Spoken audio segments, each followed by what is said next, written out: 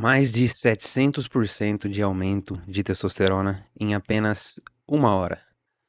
Rapaziada, isso é assustador, mas é sobre isso que nós vamos falar aqui nesse vídeo, sem nenhum tipo de medicação, sem suplementação e dentro de 11 anos estudando metabolismo e nutrição, eu estudei diversos artigos sobre testosterona, vi centenas de estudos, muitos deles já categorizei tudo e vou soltando dentro da Prime Academy, mas nada do que eu li até hoje, do que eu estudei até hoje, chega perto disso, que é uma coisa que eu já trouxe aqui no canal, já falei sobre, mas esse vídeo é um vídeo mais rápido, mas é onde eu vou explicar e analisar esse estudo que foi feito em 2020, aonde ele mostra o impacto absurdo de mais do que de um aumento de mais de 700% no nível de testosterona em homens que jogavam xadrez. Exatamente. Xadrez é a forma mais efetiva de aumentar a sua testosterona. Não, rapaziada, sacanagem. Eu sei que aqui eu posso ter perdido umas pá de gente aqui pra ter fechado o vídeo, mas a real é que esse estudo é um estudo bem interessante, feito com 6 atletas de xadrez, onde eles analisaram o impacto e o efeito da competição em atletas profissionais nos níveis e na resposta de testosterona. É sobre isso que a gente vai falar. Não é sobre jogar xadrez e aumentar testo, não. Mas esse estudo você vai conseguir entender porque 95% de nós homens estamos desperdiçando muito do nosso potencial em relação à testosterona por não saber um recurso muito simples que a gente pode utilizar e muito efetivo para aumentar a testosterona, mais efetivo. E é isso. Então vamos entender esse estudo. E basicamente, rapaziada, nós que estudamos testosterona, a gente sabe que existe uma hierarquia de aumento de testosterona, tanto de hábitos, medicações, suplementações, coisas que trabalham para aumento de testosterona. E dentro disso tudo, existe uma categorização, que é em inglês, eu só trouxe para o português, que mostra que a competição é o fator principal e mais efetivo para aumento de testosterona.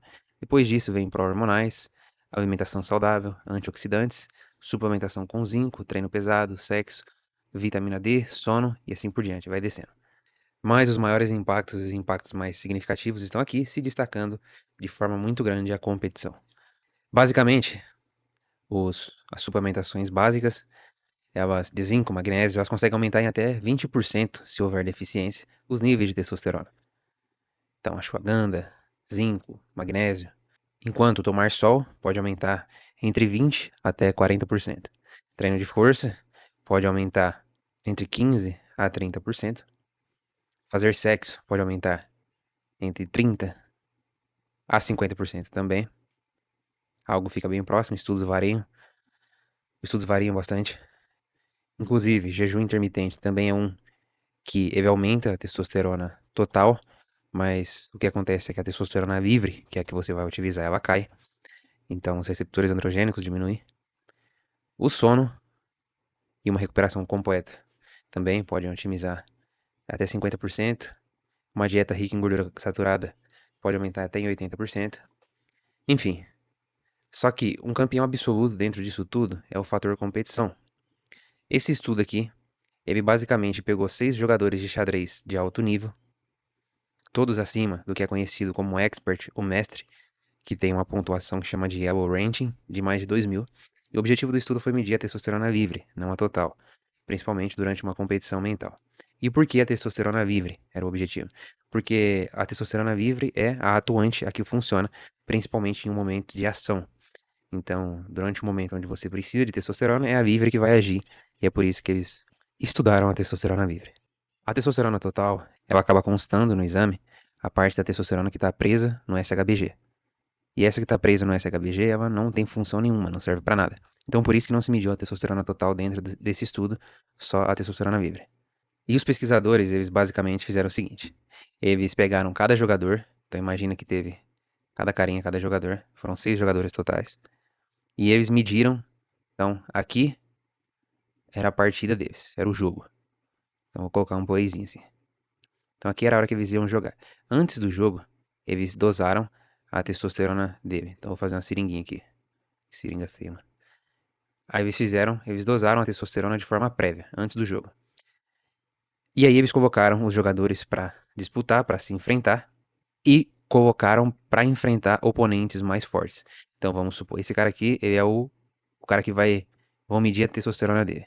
Então ele, dentro do ranking, ele tá abaixo do ranking. Esse cara, ele tem o elo maior, o ranking maior.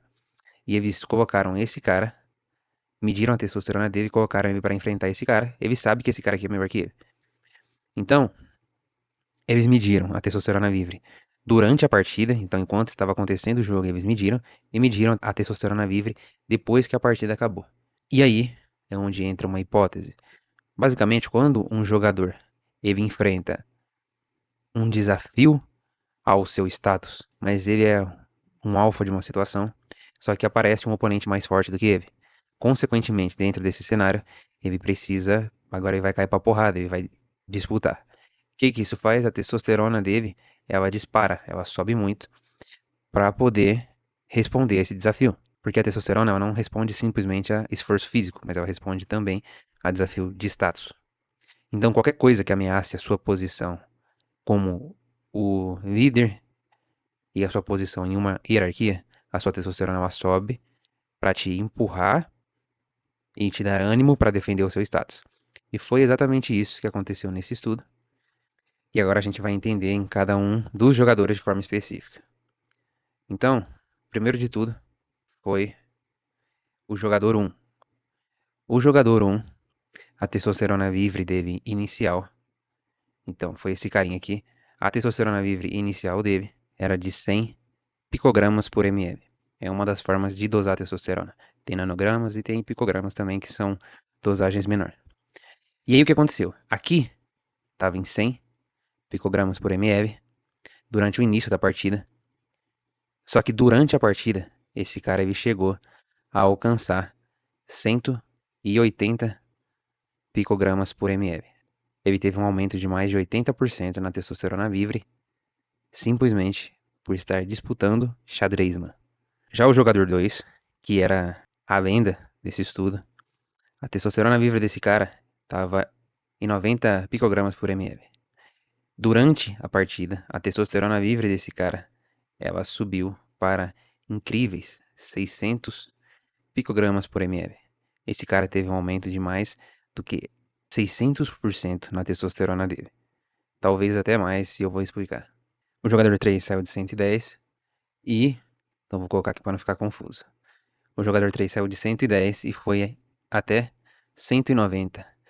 Aumentou 72%, enquanto o jogador 4, ele saiu de 350, um cara que já tinha uma testosterona mais alta, para 630.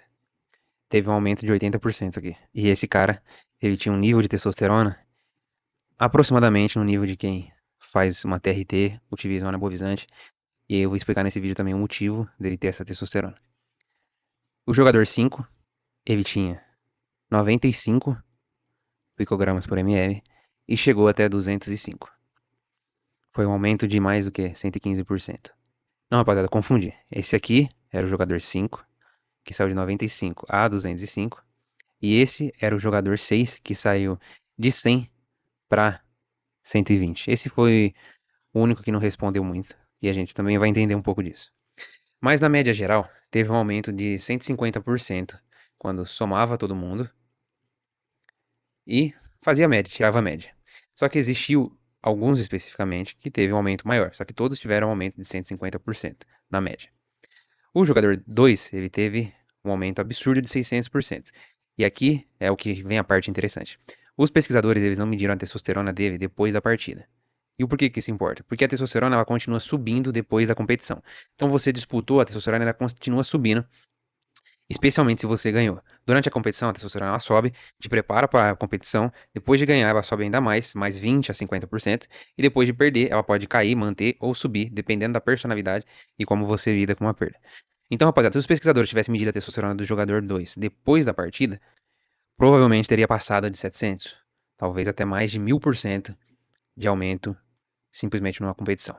E 600% de aumento em testosterona jogando xadrez, sentado, sem se exercitar, é absurdo. Mas por que que isso acontece? Por que que a testosterona dele aqui disparou tanto assim? E por que foi tão rápido? Existem dois caminhos, rapaziada, da produção de testosterona. Então, o primeiro caminho é através da via venta do hormônio luteinizante, o LH. Então, o hipotálamo ele libera GnRH, a hipófise libera LH, o LH vai para os testículos, então o LH chega nos testículos, as células de Leydig, elas absorvem o colesterol que nós comemos, então vou colocar uma carninha aqui, uma gordura, ela absorve o colesterol ele vira pregnenolona, e pregnenolona vira DEA, que depois vira testosterona. Então, o tempo total para que isso acontece de delay é de 40 a 60 minutos entre o LH sair e a testosterona ela existir, entre 40 a 60 minutos. E essa é a via, principalmente do sono, quando a gente dorme 8 horas, LH dispara de madrugada, a testosterona sobe pela manhã, mas essa é uma via lenta que não é utilizada na competição. A segunda via é as vias das catecolaminas, que é a via rápida. Então, vou colocar CT, via rápida. As vias das catecolaminas, elas são estimuladas através da epinefrina, adrenalina, noradrenalina e dopamina. E o que elas fazem? Elas vão direto para o testículo. E elas meio que pulam um processo da via do LH. Então, basicamente, as catecolaminas, elas estimulam direto as células de Leydig que produzem testosterona. Então, todo esse processo que existe de formação da via lenta, através da via rápida, ela pula todo esse processo e ela vai direto nas células de Leydig e produz direto a testosterona, que é a testosterona de via rápida. Aproximadamente algo entre 5 a 15 minutos, sem esperar LH, sem esperar hipotálamo, hipófise, uma produção instantânea. E o porquê que essa via existe? Porque a natureza ela nos preparou para poder competir. Imagina se você está numa savana caçando e um cara mais forte aparece para roubar sua mulher ou roubar sua caça. E você não pode esperar uma hora para a testosterona subir, você precisa agir de forma rápida, agindo agora. O que acontece? Você ativa a força máxima, agressividade, e você está pronto para brigar, para lutar pelo que é seu. E é exatamente isso que a adrenalina e testosterona rápida elas te dão. E o que você ativa via essas vias é justamente a competição, o desafio ao status.